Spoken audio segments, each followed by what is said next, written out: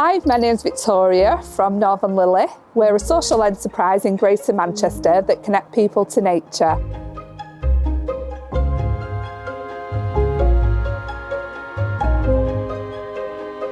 In this video, I'm going to show you how to prune your trees effectively to get great shape, a healthier tree and more fruit.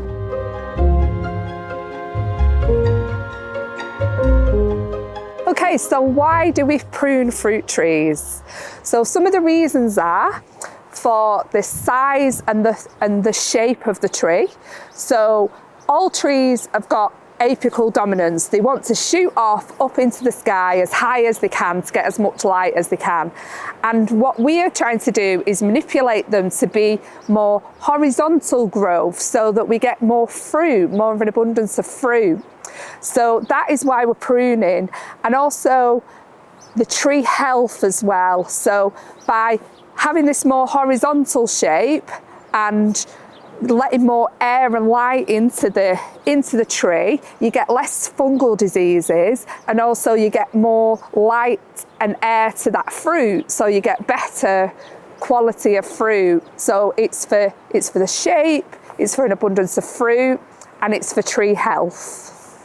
It's really important that in the winter season we're only pruning apple and pear trees, and the reason that we don't prune any stone fruit like plums or cherries is because they're more prone to something called silverleaf, which is a fungal disease that they can get, and it comes more if you're pruning them in the winter. Another important thing is that it's actually dormant, so all the leaves have come off it and all the fruit's been removed before we start pruning that tree.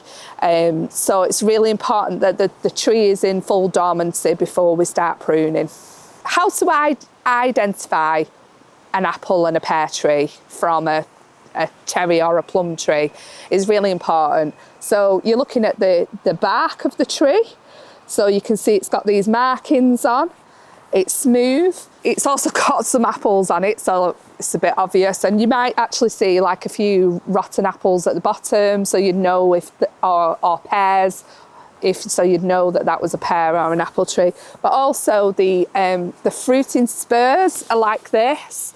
They're kind of like more sort of hand-like and a bit knobbly. So they're very obvious. And also the fruiting spurs are usually a bit furry. So they're not as pointy as a pear tree. So now we're looking at a pear tree. So the bark is not smooth like the apple tree, and it's very grey green, and particularly on the new growth you can see that green tinge to the bark, and the shape is more, it's got like more of a cone habit to its shape in comparison to the apple shape, which is a bit more goblet shaped. And the fruiting spurs are very different, so you can see that they're not like a knobbly hand open shape and like a cluster. They're like a pointy shape, and they're very sharp and they're not furry. So now we're looking at a cherry tree. So how we ID this tree, again, we look at the bark. So the bark is more lined and it's shiny, and it's also got a definite like red tinge to it as well. And we also look at the fruiting spurs, which you can see are very clustered. So they are pointy, but there's a cluster of them. And when we think of that in comparison to the pear trees, they're very different. So you can see that the cherry's got a cluster. Okay, so to prune our trees, these are going to be 3 tools that you're going to need to do the job. So these are bypass secateurs, and these will cut anything just about a finger width really. You don't want to be going any higher than that with your tools. You need to make sure you've got the correct tool for the job, because if you're straining your tools, or you're straining your hand, or you're not making good effective cuts, then you're actually it's going to be a bit counterproductive. So bypass secateurs will do anything sort of finger size. Then you've got the next size up would be your bypass loppers, and then anything bigger than that, really, anything sort of like your wrist width above, you're looking at your pruning saw. And it's really important as well to make sure your tools are clean and sharp before you do the job. When we're assessing a tree and deciding what it is that needs to be pruned, we start with some little rules. So dead, diseased and damaged. So that's what we're going to be looking for first, anything that's dead, diseased or damaged. So I've identified this branch here, and this branch is damaged. So it's less than a finger's thickness. So we're going to be going for the bypass secateurs. So you follow the branch right down to the base, and you can see where there's been some effective cuts done in the past. So when you get a nice cut, you get this healing like an elephant's eye, and that's a nice heal. You know, that's what we're sort of aiming for, that it can heal well and sort of curl over like an elephant's eye, heal over that way. So this would be a bad cut if I just sort of took it there, because all this bit's going to die back. So you wouldn't cut there, you would go right down to the base and you would cut there, and then you'll get that nice healing eventually like that, and you've done a nice clean cut. Okay, so now I've identified some diseased wood on this tree, you can see here. So we'd want to remove that. And it's an inward facing branch anyway, so we're going to take this back to the base, and because it's a little bit thicker than a finger, we'll just use the bypass loppers. So if you can see, there's sort of like a neck there, if you like, a little line. So we're just going above that collar. So I'll place my loppers, and you're sort of trying to line it up so that you get a nice clean cut. Can you see? So there's a little stump there. We've got a nice clean cut, and that's perfect. I've identified some damaged wood here on this tree. So if we look here, there's like a big load of damage here, all the way up, and it's also continuing up the tree. So I'm going to remove this whole branch. We're going to remove this branch, but we're not going to remove it all in one go. We're not just going to go straight to the bottom, because the risk is, because this has got a lot of weight in it, we could actually, you know, if we took it there, for example, when we're halfway through cutting it, it'd start to flop and then it'd tear and we wouldn't get a clean cut. So it's really important that we sort of take the weight out of it first and then do the final cut at the end, okay? So this is a pruning saw.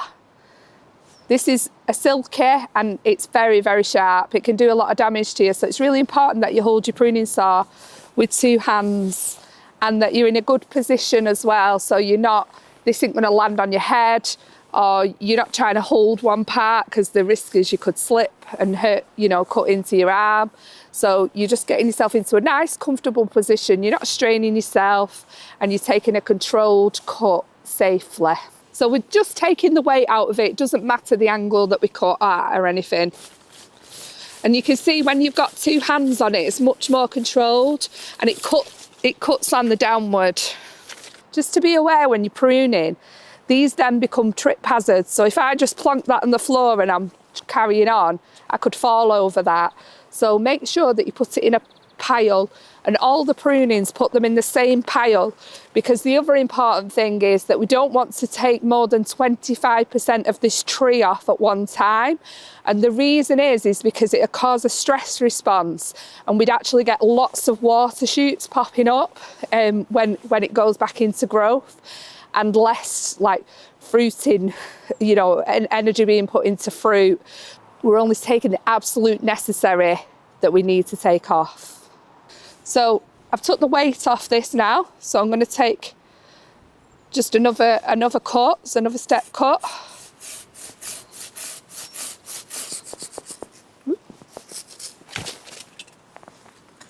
So we're going to do our final cut now here on this collar, and we're going to make sure that we're not cutting into the trunk that we're getting a nice cut and we're not damaging any of these other branches. So get yourself into a nice position.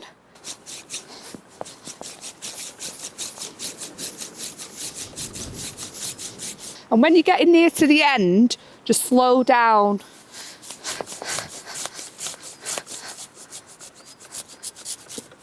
And can you see that's a nice cut?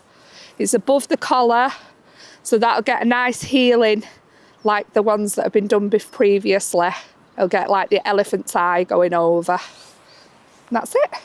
So after we've done dead, damaged and diseased branches, we're then going to look for anything that's crossing. So you can see here that these two branches are crossing, and if that's left to carry on, that will create a wound on the branches, and then disease is allowed to get into the tree. So we don't want that to carry on, we want to remove this branch. Looking at the thickness of this branch, I'm going to need to use bypass loppers. So come behind the tree because I can access the branch a lot easier and make a more controlled cut from this side. So always, you know, move yourself to a you know, where you can see, where you've got access, and where you can make a controlled cut as much as possible. So I'm going to open the bypass loppers up, place it around the collar, just take a nice controlled cut, push, and that's done.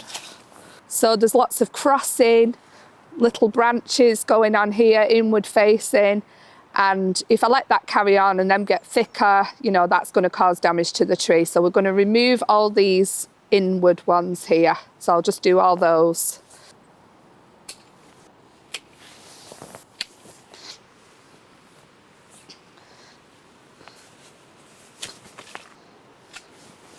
With this one, it's crossing, but I'm not going to lose it down to the base because that could become fruit. So I'm actually going to take this one here, and if I nip that one back, that might become a fruiting spur, and I could do the same with that. So it's all this sort of like, because you're trying to create this like open goblet shape, and the idea is that if you threw a hat through it, you know, nothing would stop it. No, there's no congestion here. And then the air and light can really get in and help us to get an abundance of fruit. So can you see what we've created here? Lots of air and light and space just by removing a few branches. I can now start tipping these back by 1/3, and this would put their energy, instead of them putting their energy into going that apical dominance, going up to the sky, that I want them to create fruit buds instead. So I can take these back by 1/3. So when I'm taking my cuts and tipping this back by 1/3, I don't just cut randomly like, I don't know, just there, because all that's going to die back to that next bud. So what I'm aiming to do is look for an outward facing bud and do a more sort of angled cut just above that bud. So you can see there's the bud, the cut's just above it at a slight angle. I can show you again doing that. So we're going back by 1/3, and there's an outward facing bud. I'm just going to cut at an angle. I'm going to do this all along and put its energy into lots more lovely fruit for us. I've just tidied up these branches now. Hopefully we'll get more fruiting buds occurring on these branches next season. And again, I'm keeping a check on how much I'm taking off. So it's always good at intervals just to take a step back, just to see what you've done, what you've achieved. Because, you know, the process that we're using, the dead, diseased, damaged, crossing, the suckers, and looking at the eventual shape, it's all for, you know, that's how we're making these decisions. And if you're sort of in the tree, you can get a bit giddy and you can keep cutting and cutting, but it's a bit like when you go to the hairdressers, you know, they can take it off, but they can't put it back on once it's off. So you don't want to go too mad, because you'll get this stress response and you'll get lots of new growth that's actually putting its energy into new growth rather than the fruit, which is what we want. So you don't want to stress it out too much, and you want to make sure this pile doesn't go above 25% of the overall size of the tree. So I think we'll stop there, and you might not get everything achieved that you want to achieve this year, and you might have to look at this over multiple seasons to get it into exactly the shape and height that you want it to be at. But that's okay, because once you start pruning a tree and looking after a tree, you know, it takes a while to get, especially if they've been let go really and let go to the sky, to get them back into shape. But just be patient with your tree. You know, you've got your winter pruning and then you've got your summer pruning as well. So you've got 2 opportunities in a year to get it to the size and shape that you want it to be. So there you go. I hope those tips and tricks has helped you to become more confident about pruning your fruit trees. So don't forget to let us know in the comments how you've got on with your pruning, and also don't forget to subscribe so you can get more great content like this. I'm Victoria from NorthernLily. Thanks for watching.